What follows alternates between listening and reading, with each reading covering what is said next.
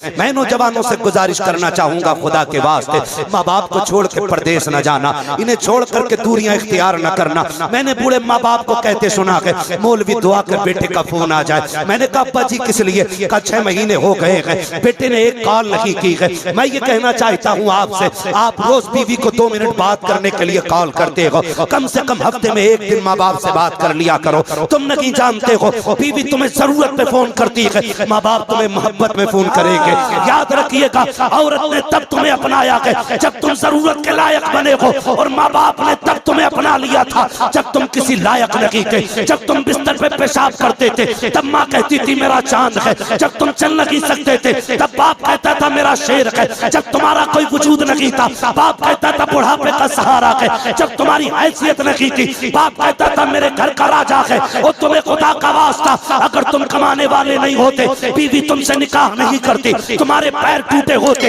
कोई तुम्हें दामाद नहीं बनाता, तुम्हारी आंखें नहीं होती, कोई तुम्हें घर के अंदर बेटी देने के लिए तैयार नहीं होता। इन्होंने तो तब अपनाया है जब तुम किस लायक बन गए हो। और यार तुम्हें न ठुकराना, जो तुम्हें अपाहिज थे तब भी सीने से लगाते रखे, अंधे थे तब भी सीने से लगाया, लूले थे तब भी सीने से लगाया। आज हक बनता है कि दुनिया जितना चाहे दावा करे, आज तुम ये कहो सबसे ज्यादा हम कल भी माँ बाप से प्यार करते थे, आज भी माँ बाप से प्यार करते हैं, ताकि हमारी कौम को कुछ हासिल हो सके। नौजवानों जहन में बात रखें कि हजारों साल नरगिस अपनी बेनूरी पे रोती है, हजारों साल नरगिस अपनी बेनूरी पे रोती है। बड़ी मुश्किल से होता है चमन में दीदावर पैदा। आज पूरी मिल्लत उस दलदल में फंसी हुई है कि जिससे निकलना मुश्किल ही नहीं बल्कि नामुमकिन नजर आता है। इस कंडीशन में आज कौम आके खड़ी हो गई है कि जिस बंदे से आप मुलाकात करें हर बंदा ये कह रहा है कि जी हालात ठीक नहीं है, हर बंदा ये बोल रहा है कि दुआ कीजिएगा, परेशान हूं। आखिर मैं कभी कभी सोचता हूं कि सुख किसे कहते हैं और दुख किसे कहते हैं। तो बुजुर्गों ने बड़ा आसान कर दिया, जमाल भाई इतना आसान कर दिया, फरमाया अल्लाह ने जिंदगी बड़ी आसान रखी थी, हम ही ने अपनी जरूरतें बढ़ा के इसको बड़ा मुश्किल बना दिया। हमने अपनी जरूरतें बढ़ा के इसको बड़ा मुश्किल बना दिया है। वरना जिंदगी तो इतनी आसान है कि आप खाइए, पाक खाइए, हलाल खाइए, नाजायज किसी का ना मारिए। बस यूं समझें कि आप 3 खजूर भी रोज खाते रहे तो भूख की वजह से मौत नहीं होगी। जिंदगी इतनी आसान है, लेकिन मुश्किल इसलिए हो गई कि जब कोई खुशी मिलती है तो जब तक 100 लोगों को पार्टी ना हो जाए ना, तब तक न दिल चैन में होता है और ना कि पार्टी चैन में होती है। मैं आपसे गुजारिश करूंगा खुदारा अपने बढ़ते हुए खर्चों को समेटें, अपनी जरूरतों की चादर को छोटे से छोटा करें और कोशिश ये करें कि जो दिल कहता है वही नहीं करना है, वो करना है जो हमारा खुदा कहता है।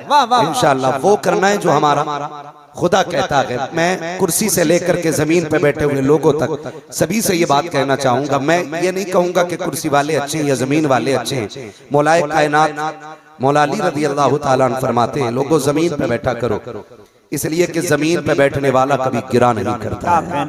ठीक है ना, आपने बड़ी अच्छी जगह का इंतखाब किया। रह गई कुर्सी की बात, ये तो 5 साल चलती है अगर काम अच्छा करे तो, वरना ये 2.5 साल में भी गिर जाया करती है। ये तो आपके नेचर के ऊपर डिपेंड करता है कि कुर्सी कितने दिन चलनी है। फिर भी अगर अच्छा काम भी करें तो 5 साल के बाद कुर्सी कश्मकश में आ जाती है। लेकिन याद रखिए जमींदार वो होते हैं जो जीते भी जमीन पर हैं, मरते भी जमीन पर हैं और मर के भी जमीन के होके रह जाया करते हैं।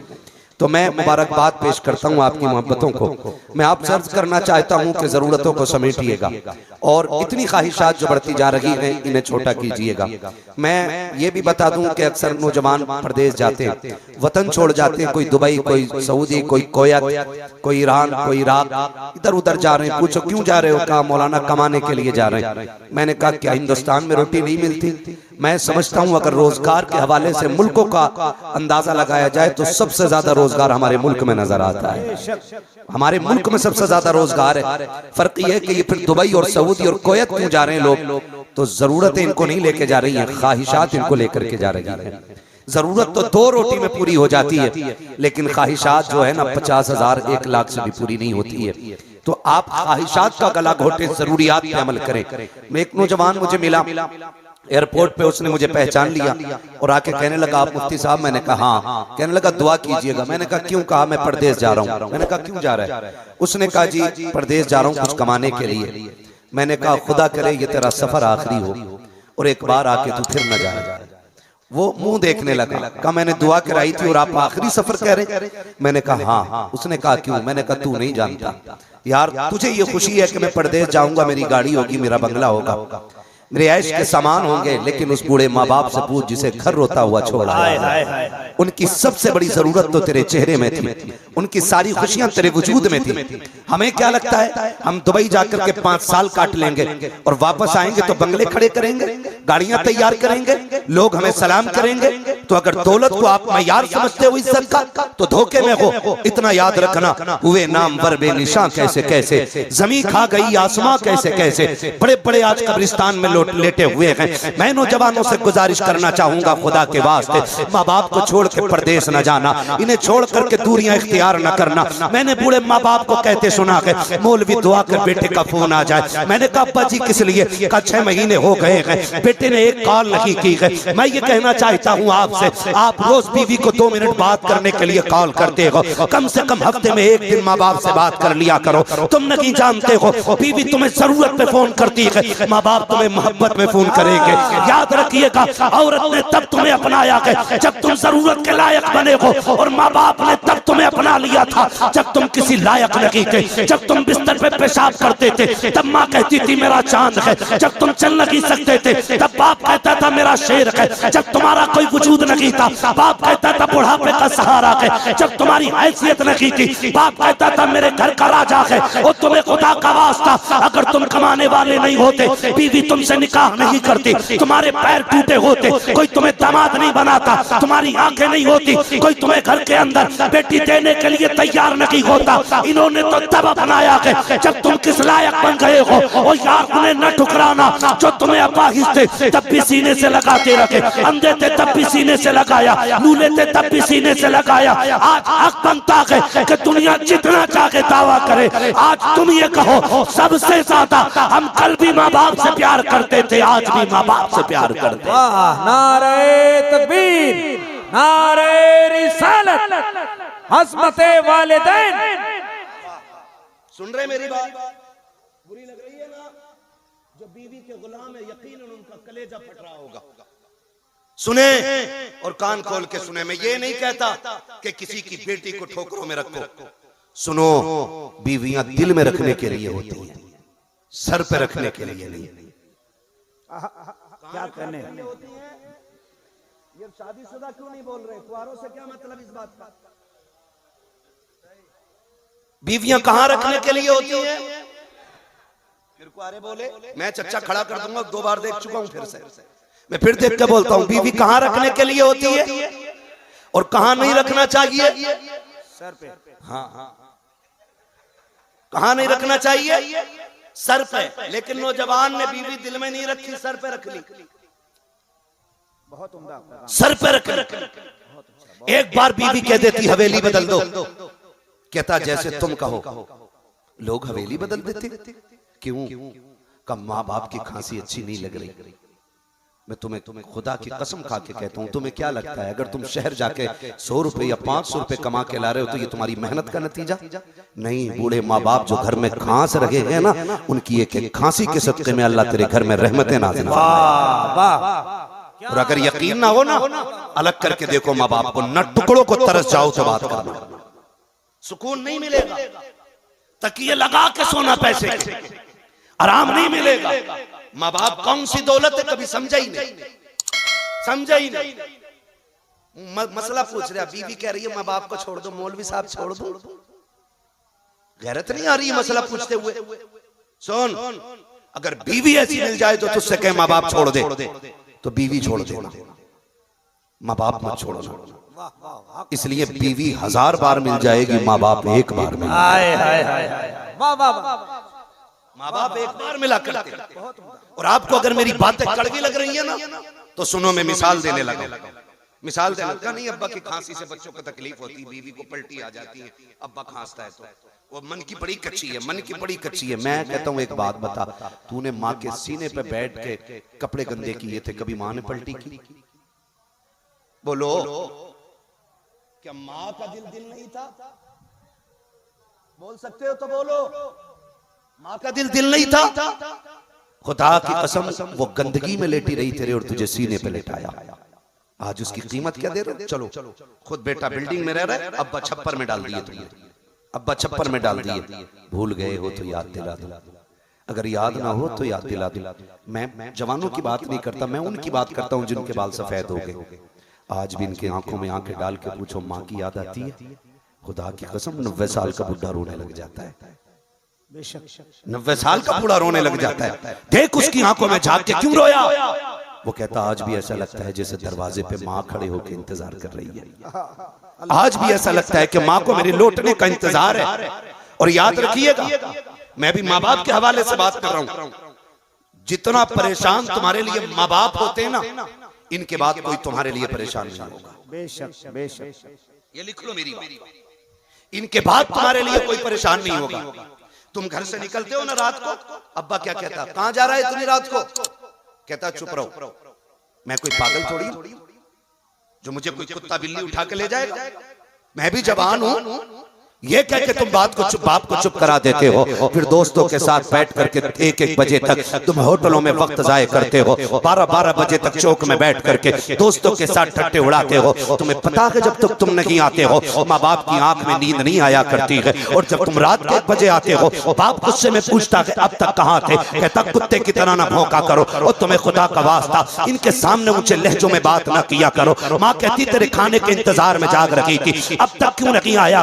कहता खा लिया होता, सो गए होते। अल्लाह की इज्जत की कसम खा के कहता हूँ आज इनके लहजे तुझे बुरे लग रहे हैं। जिस दिन ये सफेद कफन में लिपट के चले जाएंगे, 2 बजे आना या 3 बजे आना, किसी को तेरा इंतजार नहीं होगा। कोई राह में बैठ करके तेरी राह नहीं तकेगा, कोई नहीं पूछेगा इतनी रात तक कहाँ था। तजर्बा ना हो तो पूछ लेना तजर्बाकार लोगों से। जब रात के 3 बजे आते हो, माँ उठ के दस्तरखान लगाती है, लेकिन जब माँ का रात चला जाता है, बीवियां लेटी रहती है और कहते भूख लगी है, कहती किचन से लेकर के खा लो। लेकिन माँ और बेटी अगर होती है, कहती ठहर जा मैं तुझे खाना खिलाऊं, बगैर खाए न सोना। और नौजवानों हाथ जोड़ के कहता हूँ अगर माँ बाप है तो इज्जत कर लो, अगर कल ये नहीं होंगे, अगर ये सफेद कफन में लिपट के चले गए, मर्जी है तुम्हारी 3 बजे आना, 2 बजे आना, तुम घर में दाखिल हो गए, कोई तुम्हें पूछने वाला नहीं होगा, कोई तुम्हें टोकने वाला नहीं होगा। फिर तुम्हारे कान तरस जाएंगे, कहाँ के वो आवाज जो कभी रात में सख्ती से आया करती थी। तब तुम्हें लेटने वाला बाबा दिखाई नहीं देगा,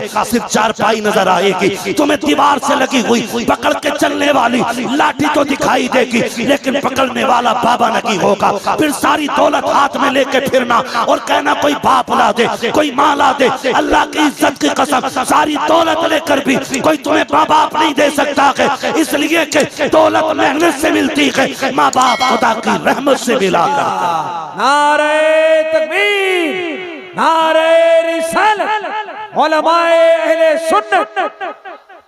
करेंगे इंशाअल्लाह माँ बाप की इज्जत, वादा करते हैं। बोलो तू हाथ क्यों नहीं उठा रहा मेरे भाई? माँ बाप से लड़ करेंगे इंशाअल्लाह।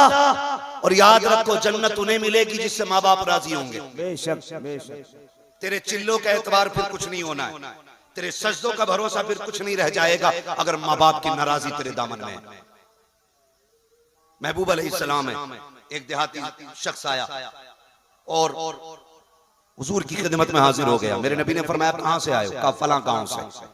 हुजूर ने फरमाया क्यों आए हो? कहा सुना है जिससे आप राजी होते हैं उससे खुदा पाक राजी हो जाता है। मेरे नबी ने फरमाया सच सुना है। कहा फिर तेरी खिदमत करके तुझे राजी करने आया हूं। मेरे नबी वो जो दिलों के हाल जानते हैं, बरेली से आवाज आती और कोई गैब क्या, तुमसे निगाह हो भला जब ना खुदा ही छुपा तुम पे करोड़ों दुरूद। हुजूर फरमाते हैं घर किसे छोड़ा है? उसने कहा जी बूढ़े माँ बाप। का कोई और है? कहा नहीं। का किस हाल में छोड़ा? का हुजूर में जब घर से चला तो वो रो रहे थे। मेरे नबी ने अपनी खिदमत की फिक्र न की, फरमाया जा जिन बूढ़े माँ बाप को रोता हुआ छोड़ आया है ना, उन्हें जाके हंसा दे, अल्लाह तुझे जन्नती बना देगा। ये हुजूर कह रहे हैं अल्लाह तुझे जन्नती बना दे।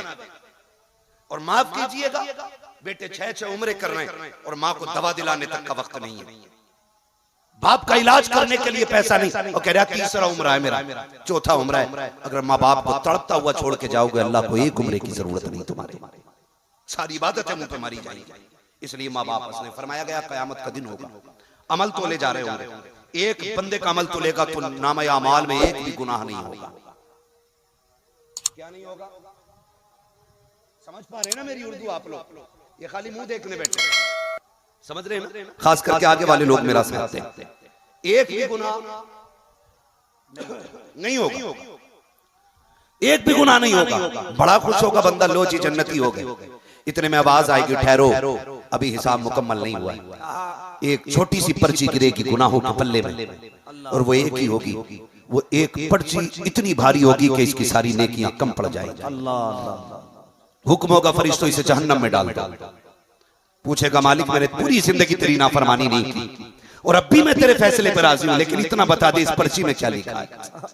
जिसने पूरी जिंदगी की नेकियां खत्म कर दी, पर्ची पढ़ के सुनाई जाएगी। हुक्म होगा कि तूने एक बार ऊंची आवाज में अपनी मां से बात कर ली थी, अल्लाह वही गुनाह तेरी सारी नेकियां खा गया। समझ रहे मेरी बात? वही गुनाह तेरी सारी नेकियां खा गया। आज माँ बाप को रोता हुआ छोड़ के 6-6 उम्रें करो, नतीजा कुछ नहीं होना। महबूब ने जन्नत माँ के कदमों में रख दी, और इसीलिए रख दी कि जब दुनिया हज को जा रही हो और तुझे माँ की खिदमत से फुर्सत न मिल रही हो, फरमाया तू उठ के माँ का चेहरा देख लेना, अल्लाह तुझे हज मकबूल का सवाब दे। नारे तकबीर, नारे रिसालत। बहुत उम्दा, बहुत उम्दा, माशाअल्लाह। उठ के माँ का चेहरा देख लेना, वाह वाह वाह, अल्लाह तुझे हज मकबूल का सवाब अता फरमा देगा। लेकिन देखे कौन? सुबह उठ के बीवी का मुंह देख रहा है, नाश्ता ठीक ठाक मिल रहा है कि नहीं?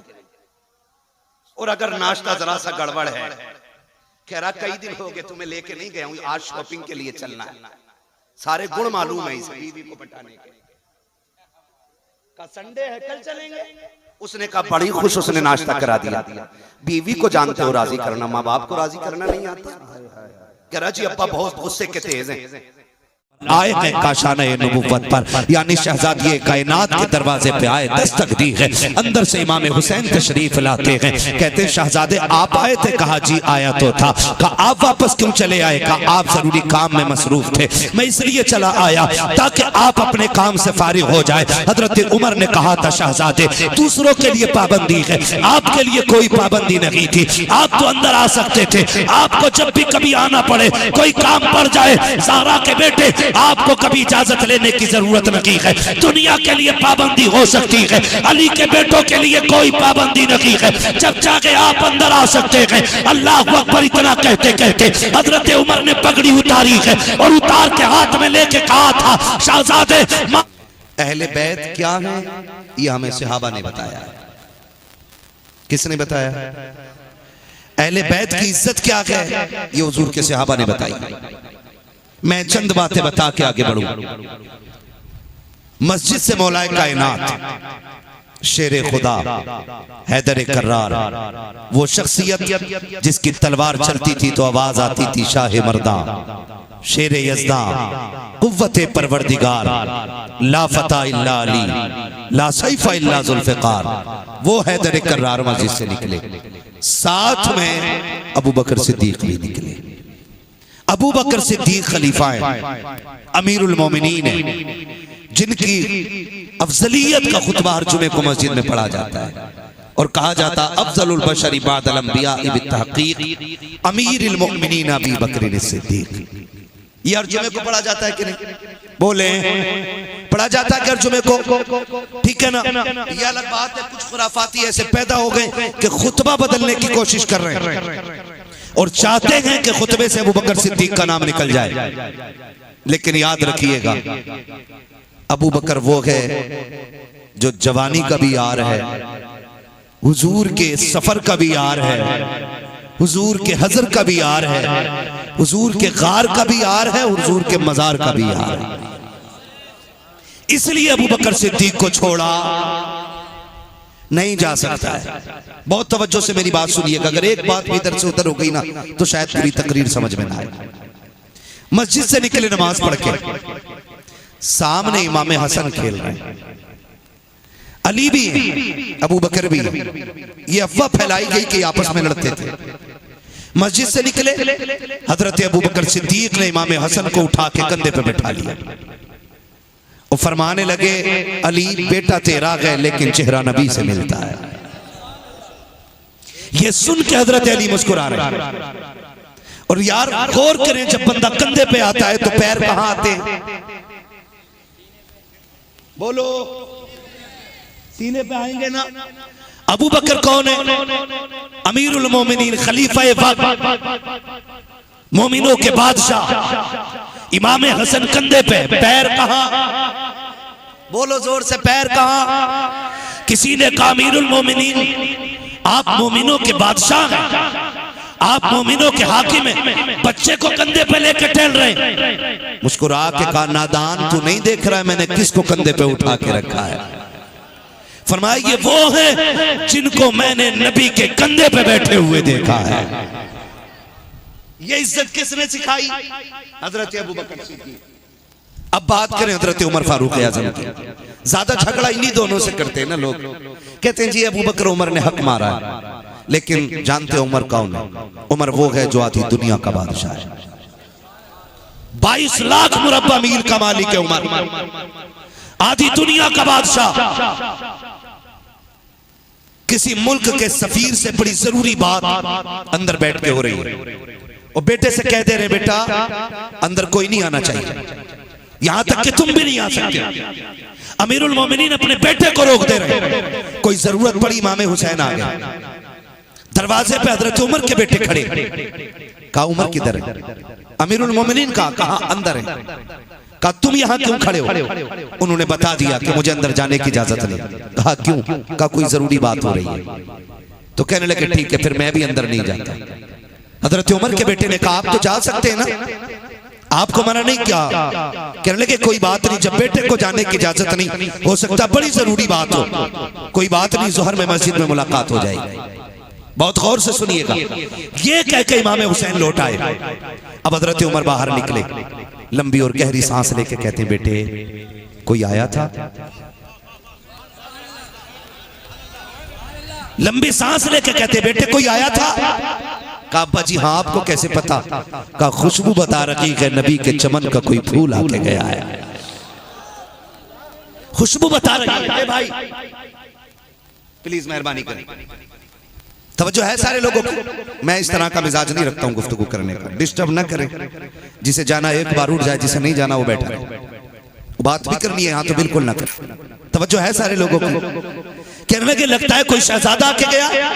कहा जी बाबा कौन? कहा ज़हरा के लाल आए थे, हुसैन आए थे। कहा फिर अंदर क्यों नहीं भेजा? कहा बाबा वो मुझसे कह के चले गए जोहर में मुलाकात कर लेंगे। इतना सुना हजरत उमर फारूक आजम उल्टे पैर पलट गए। कहा उनको अंदर भेज दिया जाता। अल्लाह अकबर। आए हैं काशाने नबुव्वत पर, यानी शहजादी कायनात के दरवाजे पे आए, दस्तक दी है। अंदर से इमाम हुसैन तशरीफ लाते हैं। कहते हैं शहजादे आप आए थे? कहा जी आया तो था। कहा आप वापस क्यों चले आए? कहा आप जरूरी काम में मसरूफ थे, मैं इसलिए चला आया ताकि आप अपने काम से फारिग हो जाए। हजरत उमर ने कहा था शहजादे दूसरों के लिए पाबंदी है, आपके लिए कोई पाबंदी नहीं थी, आप तो अंदर आ सकते थे। आपको जब भी कभी आना पड़े, कोई काम पड़ जाए, ज़हरा के बेटे आपको कभी इजाजत लेने की जरूरत नहीं है। दुनिया के लिए पाबंदी हो सकती है, अली के बेटों के लिए कोई पाबंदी नहीं है। जब चाहे आप अंदर आ सकते हैं। अल्लाह अकबर। इतना कहते कहते हजरत उमर ने पगड़ी उतारी है और उतार के हाथ में लेके कहा था शहजादे माफ कर देना, कोई खता हो गई हो तो। आंख में आंसू है, आधी दुनिया का बादशाह है। इमाम हुसैन ने कहा था अमीरुल मोमिनीन रोने की वजह क्या है? कहा शहजादे आपको क्या लगता है ये पगड़ी हमारी मेहनत की वजह से है, ये हुकूमत हमारी जंगों की वजह से है? कहा नहीं, कहा ये जो इज्जत मिली है ये तुम्हारे नाना के जूतियों के सदके में अता की गई है। सलामत। शुक्रिया जज़ाक। सलामत।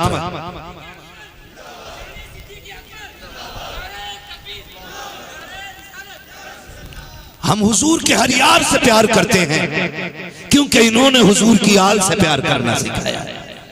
और अगली बात कर दूं, नबी का गनी भी बेमिसाल है, नबी का अली भी बेमिसाल है। अगर एक एक साथ पे तबसरा करूं तो घंटे नहीं कई रातें चाहिए, कई रातें चाहिए। लेकिन इतना बताना चाहता हूं, हुजूर के एक सहाबी हैं हजरत अमीर माविया रज़ी अल्लाह ताला। हम सुन्नी लोग हैं, यजीद के कारनामों का जिम्मेदार हम हजरत अमीर माविया को नहीं मानते। जिनका यह अकीदा वही बोले सुभान अल्लाह, बोले जोर से। रईसुल अतकिया सरकार वैस मुस्तफा वास्ती दामदल्लाहुल अली फरमाते हैं कि बुजुर्गों ने बड़ा काम किया। अरब का यह दस्तूर था कि हर शख्स के नाम के साथ बाप का नाम लिया जाता था, लेकिन यजीद वो मलून शख्स है जिसके नाम के साथ बाप का नाम बुजुर्गों ने नहीं जोड़ा है। जहां भी आप पढ़ेंगे यजीद पलीद मिलेगा लिखा हुआ, यजीद लईन मिलेगा लिखा हुआ, यजीद बिन मुआविया नहीं मिलेगा, क्योंकि हजरत अमीर मुआविया जन्नती हैं और यजीद जहन्नमी है। यजीद यजीद मेरी आवाज आ रही तो बोलें यजीद। अगर नहीं बोलना पीछे चले जाएं ताकि अच्छे लोगों को आगे बैठने का मौका मिल जाए। जो बोल रहे हैं वो तो ठीक है, अच्छे लोग हैं माशाल्लाह, जो नहीं बोल रहे ये मशवरा उनके लिए था। यजीद, जोर से यजीद जहन्नमी है और बकवास की गई। अगर अमीर माफिया गलत होते तो अगर हुसैन दीन और शरीयत के लिए खानदान लुटाने की जुर्रत रखते तो हसन भी तो वही है। इमाम हसन ने सुलह करके बता दिया कि अमीर माविया से जंग नहीं होगी, और हुसैन ने जंग करके बता दिया कि यजीद से सुलह नहीं की जा सकती है। ये बात याद रखिएगा। सुलह करके हजरत अमीर माविया, आप मुल्क शाम में, किसी ने कहा जी मैं हज के लिए जा रहा हूं, आपने फरमाया हज करने जा रहे हो? कहा हाँ। कहा फिर तो मदीने भी जाओगे? अल्लाह करे हलाली लोग इस बात पे सुभान अल्लाह बोले, इसलिए कि अमीर माविया उन्हीं को हजम नहीं होते जिनकी नस्ल खराब हुआ करती है। बहुत गौर से मेरी बात सुनिएगा।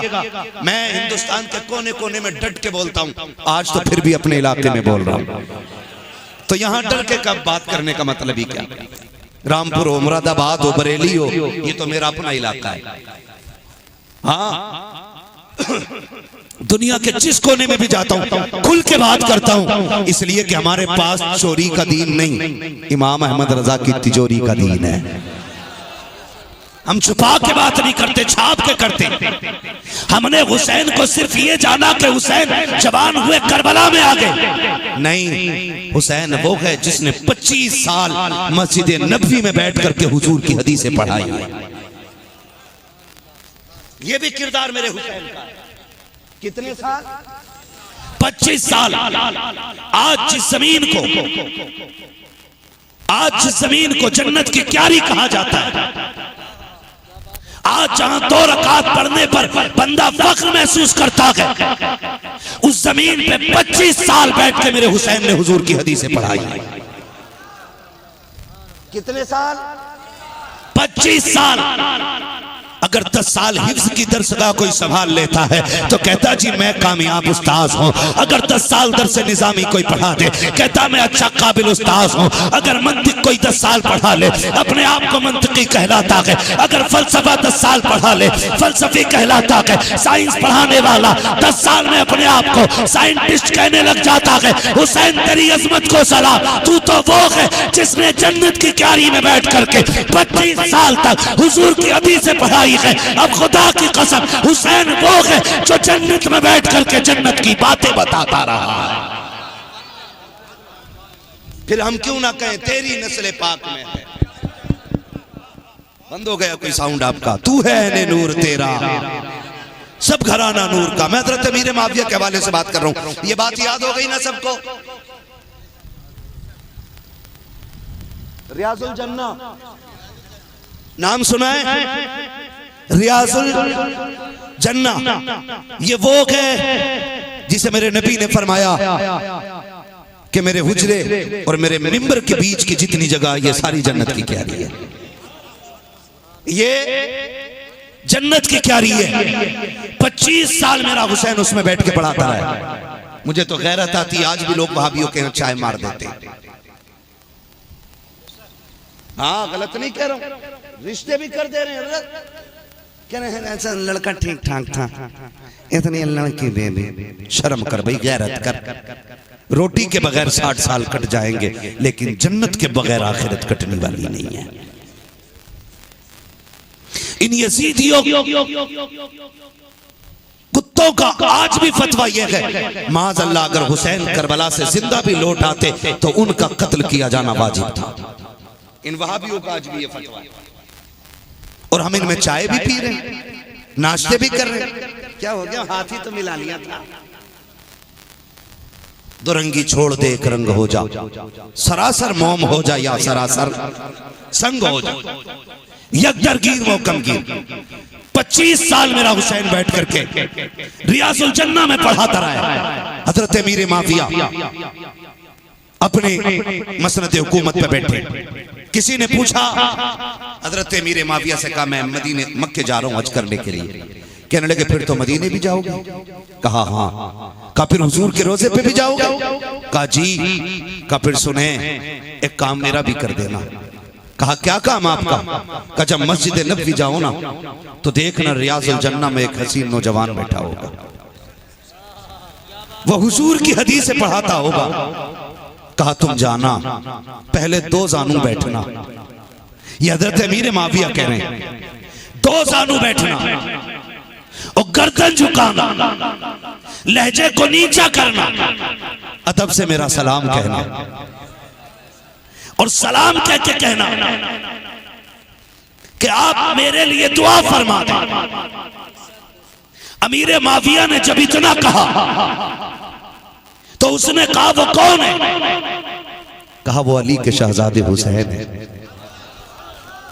अली के शहजादे हुसैन उसने कहा था, आप बादशाह के मोमिनों के, आप इतने बड़े हुक्मरान हैं। सुने, उमर वो हैं जिनकी 22 लाख मुरब्बा मील पर हुकूमत थी। अमीर माविया वो हैं जिनकी 64 लाख मुरब्बा मील पर हुकूमत का सिक्का चल रहा था।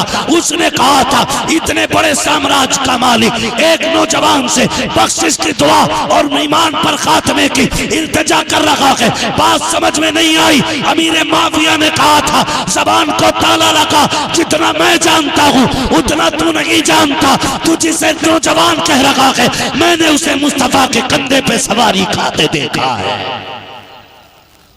अल्लाह अकबर। वो तो इतना एहतराम करते रहे और हमने लड़ा के फेंक दिया, हमने जंगे करा दी। हमारे रवैये ऐसे हो गए, खुदारा सुने, हुजूर की औलाद का हर किसी ने एहतराम किया है और जिसने एहतराम नहीं किया कि वो लईन हो गया है, पलीद हो गया है, पूरी दुनिया की ठोकरों में आ गया है वो। और आज पूरी दुनिया कहती है और मचल के कहती है कितने महके हुए हैं मदीने के फूल। करबला तेरी किस्मत पे लाखों सलाम, करबला तेरी किस्मत पे लाखों सलाम। करबला शरीफ का वो वाकया है जो हमने मौलवियों से बाद में सुना है, चूल्हे पे माँ बाप से पहले सुन लिया है। बात सच्ची है कि नहीं भाई? हमने करबला अपने माँ बाप से चूल्हे पे तब सुन लिया था जब हम मदरसे में जाने के लायक नहीं थे, जब हमारे काम नहीं बनते थे तो माँ कहती थी जहरा के लालों को आवाज दो। हमने बचपन से उन्हें आवाज देना सीख लिया है। और खुदा की कसम, हैदर करार वो शेर है जिसका नाम कमजोर ले लेता है तो बड़े बड़ों की हड्डी तोड़ देता है। ठीक है ना? और ये जो लोग बात करते हैं ना, मौलाई मौलाई मौलाई, सच कहता हूं अली तो हमारे हैं। ये जो बकवास करते कि हजरत अली कहा, हजरत उमर ने छीना, अबू बकर सिद्दीक ने छीना, मैं कहता हूं गैरत कर, अली इतना कमजोर नहीं था जो एक दिन का भी कोई मेरे अली से छीन लेता। ये तो तुम सोचते हो कि अली कमजोर था, हक छिनवा देगा। हमारा अली तो वो है जिसने खैबर को यूं उखाड़ के फेंक दिया था, जिसने खैबर को उंगली पे नचा के फेंका था। और तुम कहते हो अली से फलां ने हक छीना, फलां ने हक छीना। खुदा की कसम, अली राजी ना होता तो किसी की मां ने दूध नहीं पिलाया था, अली के आगे आके कोई बैठ जाता। ये याद रखिएगा, हम खुल के बात करते हैं इसलिए कि अली वो है जिसने आंख हुजूर की गोद में खोली है, जिसने आंख ही अली वो है जिसने आंख हुजूर की गोद में खोली है। और जो उंगली पकड़ के हुजूर के साथ जवान हुआ है, जो हुजूर की उंगली पकड़ के चला उसे अली कहते हैं और उसके बेटे को हुसैन कहते हैं, उसके बेटे को हसन कहते हैं। और एक बात और बता दूं, एक मसला और भी है, रावदियों के अंदर खाली हुसैन हुसैन के नारे। सुन्नी वो है जो हसन का भी नारा लगाते हैं, हुसैन का भी नारा लगाते हैं। इसलिए कि जहां जहां भी फजाइल में इमाम हुसैन का तस्करा है, साथ इमाम हसन का भी तस्करा है। अगर अजमतों वाले हुसैन है तो अजमतों वाले हसन भी है। इसलिए कि आप देखें, हुजूर ने फरमाया हसन हुसैन जन्नती जवानों के सरदार हैं। हुजूर ने फरमाया हसन हुसैन मेरे फूल हैं जिन्हें मैं चूमता भी हूं और सूंघता भी हूं। हुजूर ने दोनों को कहा और आका करीम दोनों को बैठाया करते थे, कभी चूमते थे कभी सूंघते थे। इसलिए हम हसन से भी प्यार करते हैं और हुसैन से भी प्यार करते, झूम के कहते हैं तेरी नस्ल पाक में है, तू है नूर तेरा सब घराना नूर का। दोनों शहजादे लाजवाब, दोनों शहजादे बेमिसाल, दोनों शहजादों की कुर्बानी करबला में है। ये याद रखिएगा, करबला में इमाम हसन की भी दौलत लगी है, इमाम हुसैन की भी दौलत लगी है। ये भी बात याद रखिएगा, उसमें इमाम हसन की भी कुर्बानी है, इमाम हुसैन की भी कुर्बानी है, दोनों शहजादों की कुर्बानी लगी है। और खुदा की कसम हसन भी बेमिसाल है, हुसैन भी बेमिसाल है। आज ना कोई देखो इमाम हसन के नाम ये क्या दे रहे हैं लोग, ये उन्हीं के नाम का सदका ही तो है, उन्हीं के नाम की खैरात तो है, उन्हीं के नाम का लंगर ही तो है जो मिल रहा है। मगर उनकी सखावत आप देखें। मैं एक हुसैनी से कहूंगा, खुदा की कसम 10 दिन हुसैन के नहीं है, 365 दिन हुसैन के। कितने दिन? 365 दिन हुसैन के हैं। और 365 दिन की इबादतें, उनमें जो ख्यालात हैं, उनमें जो जोश और जज्बा है ना, वो सारा हुसैन का दिया हुआ है। तो हम सिर्फ 10 दिन हुसैन को मानने वाले नहीं कि जी हम आज कंगन पहन लें, कड़ा पहन लें, काले कपड़े पहन लें और ढोलक ले लें हाथों में और फिर 10 दिन भांग पी के या हुसैन के नारे लगाते रहे। हम वो गंदे लोग नहीं, हम तो वो लोग हैं जो कहते हैं 1000 बार बशो यम दहन से मुझको गुलाब हुनूज नामे तू गुफ्तन कमाले बेअदबी। हम तो मुझको अंबर से मुंह धोकर भी उनके नाम लेने को सोचते हैं कि हम उनकी शाय निशान, उनकी इज्जत नहीं कर रहे। हमारा ये नजरिया। अब हसन हुसैन की आप जिंदगी देखिए, हसन भी बेमिसाल हैं, हुसैन भी बेमिसाल हैं। जानते हो हसन हुसैन ने 25 हज पैदल किए। बोले सुभान अल्लाह। कितने हज? कितना फासला है मक्के से मदीने शरीफ का? कितना होगा? 400 से 500 के बीच में। 25 हज पैदल किए, 25 हज। और खुदा की कसम देखें, एक हज में आप जा रहे हैं सफर में, तो उस वक्त ना जहाज का सफर था, न ट्रेनों का, न बस का, न प्लेन का। ठीक है जी, सफर थे ऊंट के, घोड़े के। आपने ज़ाते राह इकट्ठा किया और सफर करने लगे दोनों भाई। सफर करते करते राह में थे कि एक जरूरतमंद बंदा आ गया। कहने लगा परदेसी हूं, मुसाफिर हूं, कुछ बचा नहीं है खाने के लिए, भूख से हालत खराब है, कुछ मिलेगा? तो एक दूसरे भाई का मुंह देख के कहने लगे करना क्या है? बड़े ने कहा क्या करना, वही करो जो आज तक मां ने सिखाया है। सारा उठा करके उस आने वाले को दे दिया और रब का नाम लेके फिर सफर शुरू। रास्ते में भूख लगी, इमाम हुसैन कहते हैं हसन जी भैया भाई भूख लगी है, कहा चलो देखते हैं कुछ रास्ते में। अभी सफर कर रहे हैं कि रास्ते में ना एक पुरानी झोपड़ी नजर आई, पुरानी झोपड़ी नजर आई। इमाम हसन कहते हैं हुसैन का जी भैया का अंदर जाके देखो कोई है? इमाम हुसैन ने कहा है कोई? एक बूढ़ी निकली। क्या बात है? का परदेसी है माँ, कुछ मिलेगा खाने के लिए? लोग बड़े अच्छे थे यार, लोग बड़े अच्छे थे। उस दौर में खिलाने को फख्र समझा जाता था, आज बचाने को फख्र समझते हैं लोग। पहले का उसूल ये था, मेहमान आता था तब खाते थे, आज सोचते हैं चला जाए फिर खाए। हाँ, दस्तरखान लगा हो, बेटी ने खाना लगा दिया, फूफा आ जाए, अब्बा कहता है लल्ली से रख उठा के पहले फूफा से निपट। बीच में खालू आ गया, अरे भाई आओ यार, अच्छा चलो हटो बाद में खाएंगे। और पहले क्या होता था, अगर नहीं होता था मेहमान ना, तो लोग दरवाजे पे आके खड़े हो जाते थे और फिर कहते थे अल्लाह मेरे रिस्क की बरकत न चली जाए, 2 रोज से घर में कोई मेहमान नहीं है। तो ये नजरिए थे और आज भी ये नजरिए जिनके हैं, अल्लाह ने उनके दस्तरखान में कमी नहीं रखी है। आज भी रोजी रोटी के लिए वो परेशान है जिनके दिल छोटे हो गए। आज भी दिल बड़े कर लो तो अल्लाह रिस्क के दरवाजे खोल देगा। कीजिएगा। कहा हसन ठीक है भैया जाता हूँ। इमाम हुसैन गए, अंदर से बूढ़ी निकली। कहा क्या बात है? कहा माई भूखे, कुछ मिलेगा खाने के लिए? जैसी बूढ़ी निकल करके आई है, चेहरा देखती है तो बस देखती रह जाती है, नजर डालती है तो देखती रह गई। कहती सोचती है वाह रे किस माँ के लाल होंगे, वो माँ का आंगन कितना खूबसूरत होगा जिसमें ये चांद से चेहरे खिलखिलाते होंगे, वो घर कितना खूबसूरत लगता होगा जिसमें ये हसीन चेहरे मुस्कुराते होंगे। वो देखती रह गई। कहा हाँ शहजादो एक प्याला दूध है, अगर कहो तो ला के दे दो। कहा भाई एक प्याला दूध है। कहा ठीक है माँ वही ला दो। बूढ़ी ने एक प्याला दूध ला करके दिया है। दोनों भाइयों ने आधा आधा पिया। जब जाने लगे बूढ़ी कहती है अरे शहजादो जरा नाम तो बता के चले जाओ। कहा माँ नाम का क्या करेगी? कहा हम ये चाहते हैं कभी तुम्हें देखने को जी चाहे तो कभी पता करके तो आ जाए ताकि तुम्हारी ज़ियारत हो जाए। जब इतनी बात बूढ़ी ने कही है, शहजादों ने कहा माँ नाम पूछने की जरूरत नहीं है, अगर मिलना हो मुस्तफा के मदीने आ जाना, आका के घर का पता पूछ लेना, जहां मुस्तफा रहते थे वहीं पे इन शहजादों से भी तेरी मुलाकात हो जाए। अल्लाह अकबर। ये कह के दोनों शहजादे आगे आगे। कुछ दिन गुजरे, वक्त बड़ी तेजी से गुजर रहा है। मैं चाहता हूँ बड़ी तेजी से बात मुकम्मल करूं। कुछ दिन गुजरे मदीने शरीफ में। एक दिन इमाम हुसैन टहलने निकले, देखा ना यही बूढ़ी हाथ में लाठी लेके घूम रही है, नजर कमजोर हो गई है, काफी बूढ़ी हो गई है।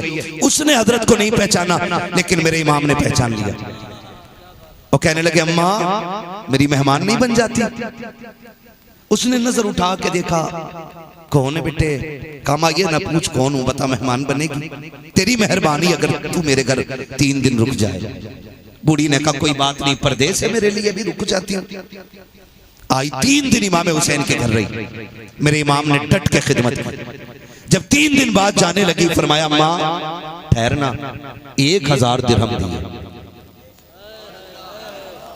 सखावत दे, कौन देता है देने को मुंह चाहिए, देने वाला है सच्चा हमारा नबी। 1000 दिरहम और 1000 बकरियां, 1000 बकरियां। बूढ़ी कहने लगी मेरे लाल ये कितना क्यों दे रहा है? मुस्कुरा के कहते अम्मा अभी तो मैंने दिया, मेरा हसन तो बाकी है ना। कहने लगे अम्मा रुक, अभी एक भाई के दरवाजे और जाना है। किधर? इमाम हसन के दरवाजे पे आए, दस्तक दी। मेरा इमाम निकला ना, बड़ा इमाम निकल के आया। देखा अरे हसन हुसैन तुम कहा? हाँ। कहा ये कौन है? जैसी बूढ़ी ने गर्दन उठाई, हुसैन ने देखा, हसन ने देखा, पहचान गए। अच्छा कहा तुमने क्या दिया है? कहा मैंने 1000 बकरियां दी हैं और 1000 दिरहम दिए हैं। फरमाने लगे फिर मैं बड़ा भाई हूँ, मेरा हक ज्यादा बनता है। आपने 1500 दिरहम दिए, 1500 बकरियां दी, 2500 दिरहम, 2500 बकरियां। बूढ़ी कहने लगी अरे बच्चों इन बकरियों को लेके कैसे जाऊंगी, इतनी बकरियां हैं। दोनों शहजादे कहने लगे अम्मा परेशान ना हो, ले जाने के लिए मजदूर देंगे, शहर से बाहर तक हम छोड़ के आएंगे। दोनों शहजादे जब बूढ़ी को छोड़ने बाहर तक आए, मजदूर कर दिया ताकि बकरियां घर तक पहुंचा दे। जब छोड़ के जाने लगे बूढ़ी ने कहा बेटो मेहमान तो बहुत जगह बनी हूँ, लेकिन तुम्हारे जैसा मेजबान नहीं देखा, ये तो बता दो इतनी मेहरबानी क्यों की है? इमाम हुसैन ने कहा था अम्मा तूने नहीं पहचाना, बता एक दिन तेरे दरवाजे पे 2 शहजादे आए थे। कहाँ आए तो थे? कहा तूने दूध का प्याला दिया था। कहाँ दिया तो था? गर्दन उठा के कहती है अरे लालो क्या तुम वकील हो? कहा हाँ माँ हम वकील हैं। कहा अच्छा तो तुमने उस दूध का बदला दिया है? कहा नहीं माँ ये बदला नहीं दिया है, कयामत आने दे बदला तो वहां देंगे, तू आवाज देना हम हाथ पकड़ के तुझे जन्नत में दाखिल करके दिखा देंगे। अल्लाह अकबर। ये दोनों शहजादों की कुर्बानियां हैं। खुदा की कसम इतना सखी, इतना सखी, इतना सखी कि सब कुछ लुटाने वाला सखी, सब कुछ लुटाने वाला सखी। जब बात दीन की आ गई कुल कायनात लेकर करबला आ गया, कुल कायनात लेकर करबला आया। 7 तारीख को करबला शरीफ में पानी बंद हुआ। कितनी तारीख को? बोले जोर से। हम आपको बता दें और ये मशवरा दे रहे हैं, कोई नई तहकीक कुछ भी लेकर के आए, हम वो मानते हैं जो बरेली के अहमद रजा ने बताया है, ठीक है ना? और आप फरमाते हैं कि 3 दिन के भूखे प्यासे शहीद किए गए करबला में। अब अगर कोई कहे कि वहां जग था, वहां ड्रम था, वहां तालाब था, वहां पानी था, तो तेरा इल्म आला हजरत से ज्यादा नहीं है। ठीक है ना? बहुत गौर से सुनिएगा। कितनी मुहर्रम को पानी बंद किया गया? जोर से 7 मुहर्रम को पानी बंद हुआ। 7, 8, 9 कितने हो गए? कितने दिन हो गए? 3 दिन हो गए ना, और 10 ये चौथा दिन। ठीक है जी, कौन सा दिन है? चौथा दिन है। बहुत गौर से मेरी बात सुनिएगा। करबला के मैदान में हुसैन है, और ये कोई ना समझे मेरा हुसैन मजबूर था, ये कोई ना समझे हुसैन मजबूर था। यहां तक उलमा ने लिखा है कि किसी ने भी असगर को 3 दिन में जमीन पर नहीं लिटाया था। हजरत अली असगर, उलमा ने लिखा कि 3 दिन तक इसलिए जमीन पर नहीं लिटाया गया, कहीं ऐसा ना हो ये एड़ियां रगड़ दे और चश्मा जारी हो जाए, इसलिए आपको जमीन पर नहीं लिटाया गया था। मेरा हुसैन पानी के लिए मजबूर नहीं हुआ। ये तो दुनिया जानती है, अगर अजमेर वाला एक प्याले में पुराना सागर इकट्ठा कर सकता है तो उनका नाना करबला में ठोकर मार के क्या पानी नहीं निकाल सकता था? लेकिन बात यह थी कि वहां पे शान नहीं दिखानी थी, वहां इम्तिहान देकर के अपनी और पूरी उम्मत की खैर रब से चाहना था। ये वजह थी आपकी, आप करबला पहुंचे, वरना उनके घर की सखावत, खुदा की कसम अगर हसन हुसैन बेमिसाल हैं तो फिर अली की ज़ैनब का भी जवाब नहीं है। कि अगर आज तक आला हजरत की नस्ल के शहजादे इतने हसीन हैं तो फिर बरेली का अहमद रजा कितना हसीन रहा होगा। देखेंगे आप उस चेहरे को, हद दर्जा शराफत, संजीदगी, पाकीज़गी, और मैं कहता हूँ वली सिफत शख्सियत हुजूर आसन मियां साहिब क़िबला है। आप हजरत के चेहरे की भी ज़ियारत करेंगे और हजरत बरेली शरीफ से खाली नहीं आएंगे, बल्कि सरकार आला हजरत का फैज़ान अपनी झोली में लेकर के आएंगे। और बरेली शरीफ वो मशरब है कि जिस जगह पर कादरी फैज़ान भी है, चिश्ती खैरात भी है, बरकाती तबर्रुकात भी हैं, जहाँ देखो तो एक ही चश्मे में सारे करम के दरियाओं की महक नजर आएगी इंशाअल्लाह। तो उम्मीद करता हूँ इंशाअल्लाह जो लोग आए हुए हैं हुजूर साहिब सज्जादा की जियारत के बाद ही तशरीफ लेकर के जाएंगे। अभी बड़ी मेहनत के साथ नकीबुल हिंद भाई हसन रजा बरेलवी साहिब क़िबला बड़ी खूबसूरती के साथ अपनी शायरी भी सुना रहे थे और खुद ही अपने शेरों पे सुभान अल्लाह भी कह रहे थे। अपनी बात पे दाद देने के लिए भी बड़ा जिगर चाहिए, समझ रहे हैं ना? अपनी बात पे बंदा वही दाद दे सकता है जो अपनी बात पर 100% ये मोतमद हो और उसे कॉन्फिडेंस हो कि मैंने जो कहा है बिल्कुल सही कहा है। तो अभी एक एक बात नबी तुली भाई हसन रजा बरेलवी ने कही थी, उनसे पहले बड़ी खूबसूरत शायरी हमने बहुत पुराने शायर से बड़े नए और अछूते अंदाज में सुनी। दुनिया जिस मद्दाहे खैरुल अनाम को उस्मान हारूनी के नाम से जानती है, माशाअल्लाह बड़ा खूबसूरत पढ़ते भी हैं और अखलाक में भी अल्लाह ने खूबसूरत बनाया है। अल्लाह ताला इनकी उम्र में बेपनाह बरकत अता फरमाए। अब रह गई मेरी और आपकी बात। मौलाना उमर साहब क़िबला और ये हमारे तमाम तर जिम्मेदार उलमा ये मिंबर का वजन संभाले बैठे हुए हैं, तो ये तो बैठे ही रहेंगे इंशाअल्लाह, क्योंकि इन्होंने बुलाया जो है हम लोगों को। अगर मेजबान चला जाए तो मेहमान अकेला रह जाता है। आप बताइए, आप सुन के जाएंगे कि जाके सोएंगे? नहीं समझे क्या? मैंने कहा जाके सोएंगे अभी कि सुन के जाएंगे? सुन के जाएंगे। जितनी बड़ी भीड़ है 5 पैसे भर आवाज नहीं निकली। 1 बज रहा है, 1:20 हुई ऊपर निकल गई है। मुझे ये बता दो कि आप जाग रहे हैं। ये मुझे लग रहा है ये रुमाल जितने डाले बैठे हैं ये सारी कमेटी वाले।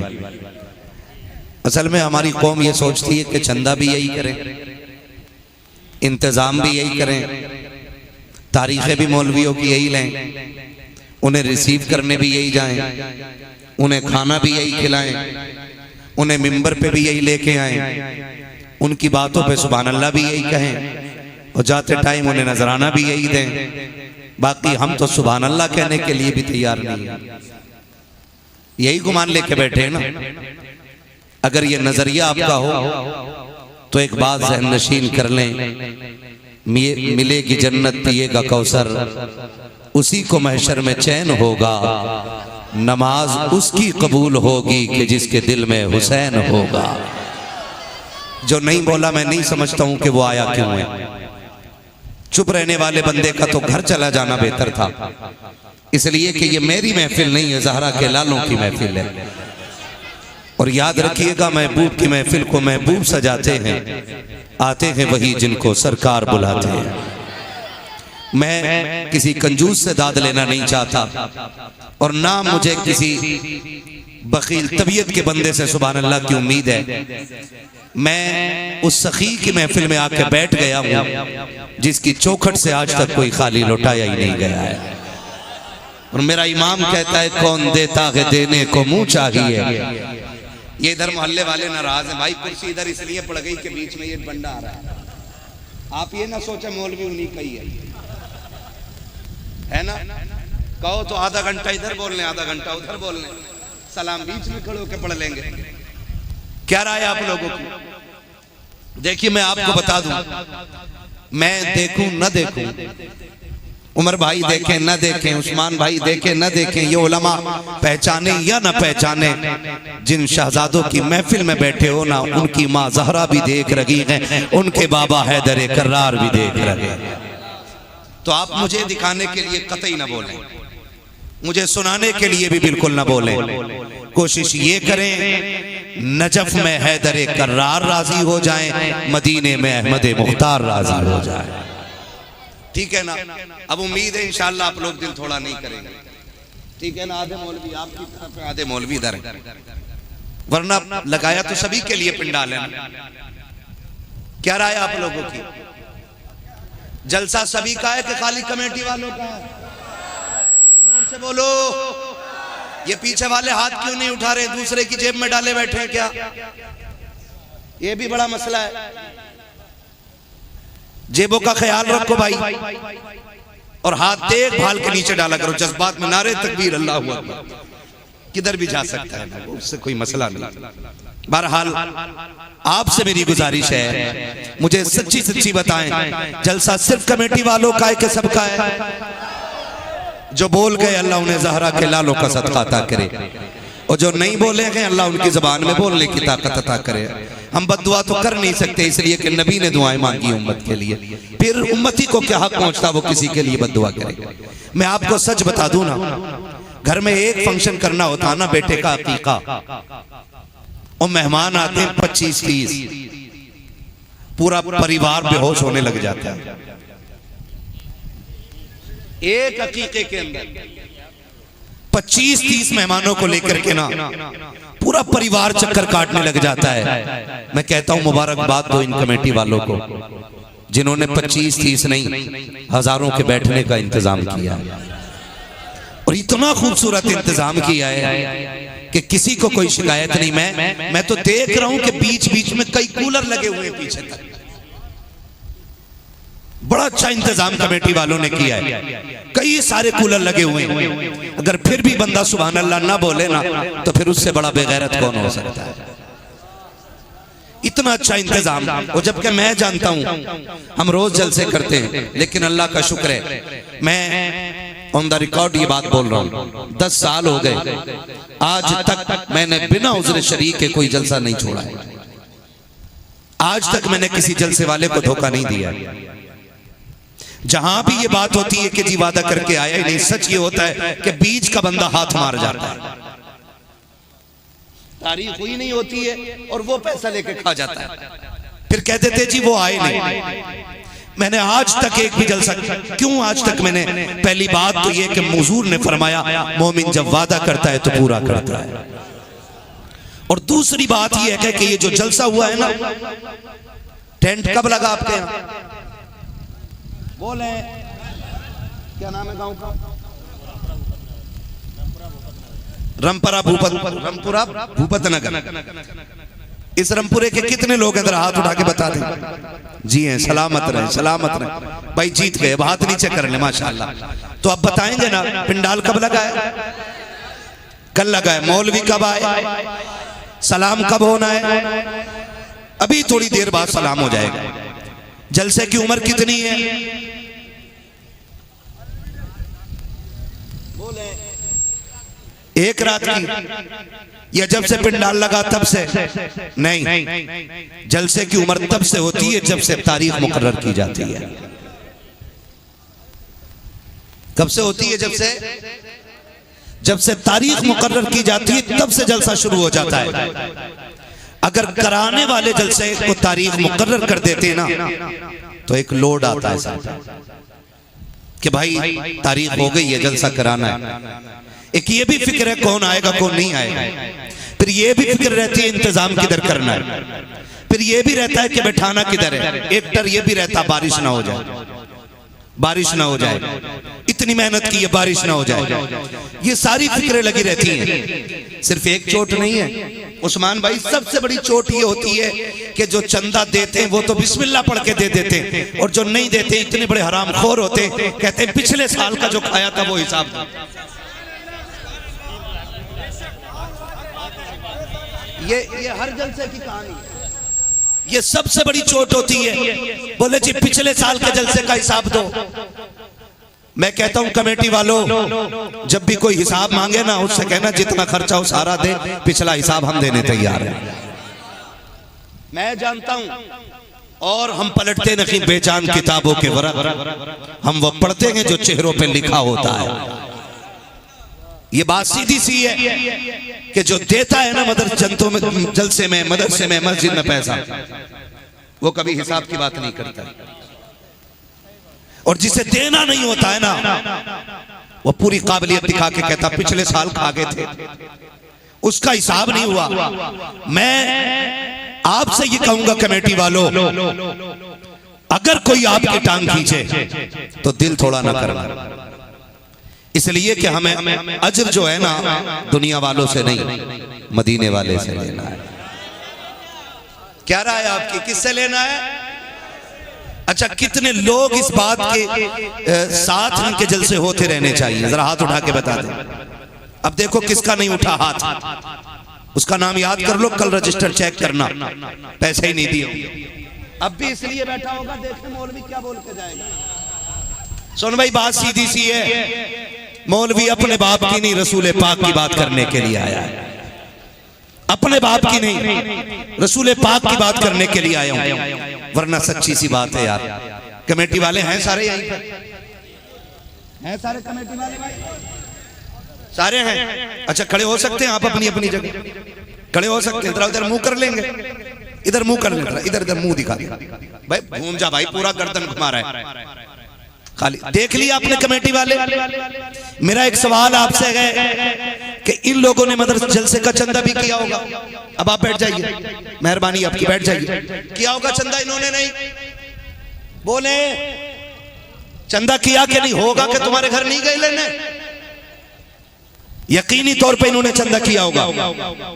इसमें कितने लोगों ने ये भी बात कही होगी, नहीं है जी कल आ जाना, कल आ जाना, फिर दे देंगे, फिर दे देंगे। किसी ने ये भी कह दिया होगा नहीं हमारे पास। किसी ने 10 रुपए दे के कहा होगा यार तुमने तो तरीका ही बना लिया साल के साल यही करने का। मैं पूरी जिम्मेदारी के साथ कहता हूं, इनमें से एक भी भिखारी नहीं होगा। है कोई भिखारी किसी मजार पे जुमेरात में देखा? मस्जिद के दरवाजे पे जुमे के दिन कभी नहीं देखा ना। फिर हम गालियां किनको देते हैं? इनकी मेहनतें इसलिए होती हैं ताकि एक जलसा सज जाए, पूरी कौम आके बैठ जाए, करबला वालों का तस्करा हो जाए, ज़हरा के लालों की बातें हो जाए, ये सोच करके एक एक दरवाजे पे जाके दस्तक देते रहे भाई हुसैन का जलसा होने वाला है, कोई ताउन करेगा कि नहीं। कुछ धक्के भी देते हैं, कुछ गालियां भी देते हैं। एक बंदा ये नहीं बता सकता ये किसी दरवाजे पे अपने बच्चे के लिए 5 रुपए लेने गए हो, 10 रुपए का सवाल किया हो, हम जानते हैं खुदा की कसम हुजूर की उम्मत के ये वो गैरतदार लोग होते हैं, खुद तो फाका मर सकते हैं लेकिन बेगैरती के साथ ये किसी के आगे अपने बच्चों के लिए हाथ नहीं फैलाते, अपनी औलाद के लिए हाथ नहीं फैलाते। अगर किसी के दरवाजे पे गए हैं तो मदीने वाले के लिए गए हैं, करबला वाले के लिए गए हैं। खुदा के वास्ते इन्हें ताना ना देना, अगर हो सके तो हौसला अफजाई करना, इसलिए कि अगर इनकी मेहनत से करबला वाला राजी हो गया तो खुदा की कसम काबे वाला भी राजी हो जाएगा, मदीने वाला भी राजी।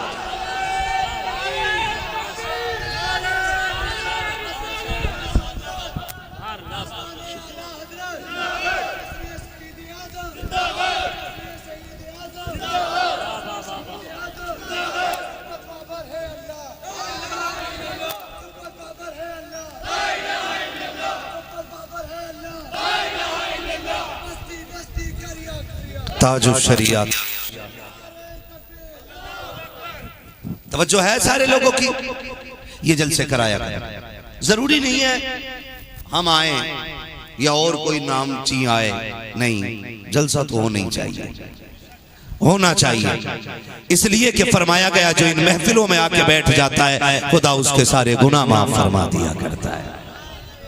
ये इन महफिलों की बरकतें होती हैं और इसी महफिल के सहारे हमें अपनी तारीख भी याद होती है, हमें अपने मोहसिनों के एहसान का भी पता चलता है, हमें अपने दीन की बातों का भी पता चलता है। उम्मीद करता हूं इंशाअल्लाह हम कभी अच्छे काम करने वालों की टांग नहीं खींचेंगे, नहीं खींचेंगे ना इंशाअल्लाह, नहीं खींचेंगे। तकरीबन 15 या 16 साल हो गए ये जलसा होते हुए, शहीद आजम कॉन्फ्रेंस, ये ज़हरा के लालों की मजलिस 15-16 साल से लग रही है और सिर्फ एक उम्मीद है यार, एक उम्मीद है। क्या दे दोगे यार, 2 जुमले बोल दोगे आप बाद में, बड़ी मेहनत की है बस, इससे क्या घर चलेगा इनको, इससे खर्चा चल जाएगा इनका, इससे क्या होगा, इनका लेवल ऊंचा होगा। तेरे मेरे कहने से कुछ नहीं होगा, फिर इतनी मेहनत क्यों करते? सिर्फ इसलिए सुना है आप हर आशिक के घर तशरीफ लाते हैं, सुना है आप हर आशिक के घर तशरीफ लाते हैं, मेरे घर में भी हो जाए चरागा या रसूल अल्लाह। और मेरा इमाम तो कहता है तेरी नस्ल पाक में है। सारे बरेले भी बैठे ना, सुले कुल्ली तो नहीं है कोई यहाँ पे, और खिचड़ी हो तो निकल लेना, आला हज़रत का बेटा आने वाला है, वरना बिना करंट के 11,000 का झटका लगेगा, है ना। सारे बरेलवी हैं तो फिर पढ़े तेरी नस्ल पाक में है। बच्चा बच्चा नूर देखे कारी साहब, देखे खुदा की कसम सिर्फ मिंबर वाले नात नहीं पढ़ते, ये नीचे वाले भी हुजूर की नात पढ़ रहे हैं। और मैं तो कहता हूँ नात पढ़ा करो, मजदूर भी, किसान भी और कारीगर भी, साइंटिस्ट भी, मास्टर भी, टेलर भी, इंजीनियर भी, मैं कहता हूँ सारे हुजूर के सना खान बनो। आप कहोगे हम पूरी अदाई की बख्शिश कैसे याद करें, तो जरूरी नहीं पूरी अदाई की बख्शिश याद हो। मैं कहता हूँ एक शेर ही याद कर लो हुजूर की नात का, उठते बैठते उसे ही पढ़ना शुरू कर दो।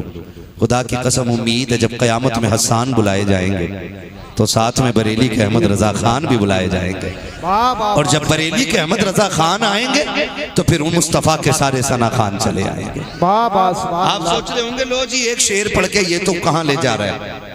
मैं समझता हूँ, सुने, मुझे याद है आज तक वो तारीख, मिस्र में हजरत यूसुफ की बोली लगी कि नहीं? मिस्र के बाजार में हजरत यूसुफ की बोली लगी। कारी आरिफ साहब, बड़े बड़े अमीर अपनी दौलत लेकर के आए, बादशाहों ने तिजोरियों के दरवाजे खोल दिए, हीरे जवाहरात कम पड़ गए थे, यूसुफ का हुस्न फिर भी ज्यादा हो गया था, कोई खरीदने के लायक नहीं बचा था। बड़े बड़े अमीरों ने दौलतों के ढेर लगा दिए। उन्हीं खरीदारों की भीड़ में ना एक बूढ़ी औरत भी आ रही थी, लोग तमाशाई बने खड़े थे, देखे कौन खरीदेगा। बूढ़ी आई, हटो बच्चों का शोर हुआ। वो किधर जा रही है अम्मा? कहा तुझे पता नहीं लगता यूसुफ की बोली लग रही? तो किसी ने हंस के कहा तू क्या करेगी? कहा मैं भी यूसुफ को खरीदने आई हूं। हैरत से देखा किस चीज से खरीदेगी? तो उसके हाथ में धागों की अटिया थी। अटिया समझते हैं? बड़े बूढ़ों से पूछ लेना, जो चरखे काते जाते थे उससे धागे बनते थे, अटेरन होती थी, फिर उसके गुल्ले बनते थे, फिर पूरे लच्छे औरतें बना लेती थी, उसको धागे की अटिया कहा जाता है। उसने कहा मैं सारी अटियां लेके आ गई। किसी ने हंस के कहा तेरे धागों की औकात क्या है? वो देख अजीज़े मिस्र की पूरी खजानों की कुंजियां आ गई हैं और यूसुफ का मोल नहीं लग रही है। उसने कहा हट पगले, खरीदारों की लाइन में खड़ा तो हो जाने दे। कहा क्या करेगी? धागे लेकर के आई है। उसने कहा चलो, तुम नहीं जानते हो जहां करोड़पति खड़े हैं, अरबपति खड़े हैं, वहां मुझ गरीब को भी खड़ा होने दो। कहा यूसुफ तो नहीं खरीद सकेगी। कहा बेशक मेरे पास इतनी दौलत नहीं है, लेकिन इतना जानती हूँ जब अल्लाह क़यामत में यूसुफ के खरीदारों को इज्जतें अता करेगा तो जहां बादशाहों का नाम आएगा वहां मुझ जैसी गरीब बूढ़ी का भी नाम आ जाए। नारे तकबीर, नारे रिसालत, जिक्र शहीद आज़म हजरत अल्लामा मुफ्ती अम्माद रया साहिब मुरादाबादी जिंदाबाद। है तवज्जो सारे लोगों की? तो मैं पढ़ूं, आप मेरा साथ दे। तेरी नस्ल पाक में है, तू है ने नूर तेरा, सब घराना नूर का। और मेरा इमाम कहता क्या बात रजा, उस चमनिस्तान करम की जहरा है कली जिसमें हुसैन और हसन फूल।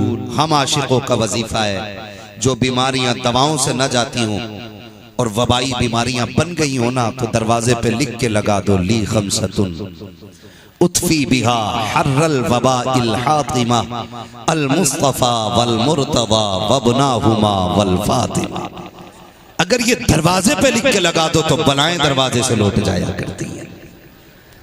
हाँ क्यों ना हो, मेरे इमाम ने कहा था जिनके तलवों का धोबन है आबे हयात। खुदा का शुक्र है उसने हमें सुन्नी बरेलवी बनाया है। क्या बनाया है? जोर से इधर वाले भी बोले क्या बनाया है? नेताजी आपकी बड़ी मेहनतें रही हैं, कारी साहब ने बताया, खुदा आपको जज़ाए खैर दे। और आपका बड़ा योगदान इन युवाओं के साथ रहा, नौजवानों के साथ रहा, हुजूर के दीन के आशिकों के साथ रहा। अल्लाह कमेटी के जवानों के साथ साथ आपको भी लंबी उम्र अता फरमाए। तवज्जो है ना सारे लोगों की? तो इधर वाले भी बोले जरा,